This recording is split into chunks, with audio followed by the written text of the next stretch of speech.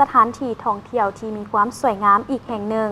ของนครเมืองจันทร์ซึ่งว่าตั้งอยู่แคมป์แม่น้ำโขงที่มีธรรมชาติอันงดงามและอากาศที่บริสุทธิ์สดชื่น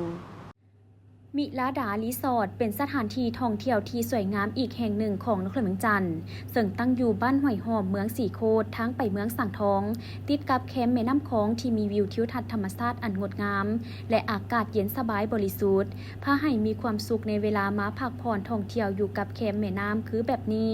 ดังนั้นหลายครอบครัวจึงพากันมาสัมผัสกับธรรมชาติที่สวยงาม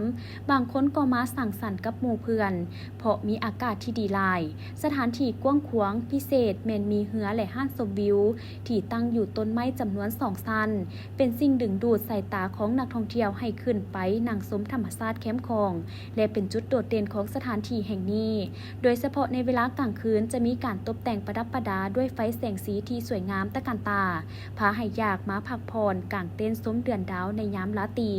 พร้อมนี้ทางรีสอร์ทเพิ่นยังหับจัดงานเลี้ยงงานดองมีอาหารบุฟเฟ่เริ่มต้น50 ทานมีห้องพักราคาเริ่มต้น500,000 กีบพร้อมทั้งมีบริการอาหารและเครื่องดื่มครบสูตรผ่านมาก็ได้มีหลายห้องการหลายบริษัทไปจัดงานเลี้ยงสังสรรค์ต่างๆอย่างมีบรรยากาศฝดฟื้นมวลซืนท่ามกลางวิวทิวทัศน์แคมป์ของอันสวยงามทั้งกลางเว้นและกลางคืนซึ่งถือว่าเป็นสถานที่ท่องเที่ยวทางธรรมชาติที่งดงามอีกแห่งหนึ่งในนครเมืองจันทร์ที่พร้อมได้รับความสนใจจากนักท่องเที่ยวและตั้งอยู่บ่ไกลจากตัวเมืองปานใดเส้นทางสะดวกฉะนั้นจึงเฮ็ดให้หลายคนเดินทางมาพักผ่อนในวันพักราชการและมาเที่ยวในวันสำคัญต่างๆในโอกาสส่งท้ายปีเก่าต้อนรับปีใหม่สากล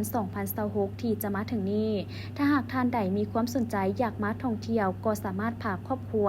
มาเที่ยวได้เพื่อเข้าดาวหรือฉลองปีใหม่อย่างเบิกบานม่วนซื่นซึ่งมิลาดารีสอร์ทแห่งนี้แม่นตั้งอยู่ที่บ้านห้วยหอมเมืองสีโคตตะบองนครเมืองจันทร์ทางไปเมืองสังทองนี่เอง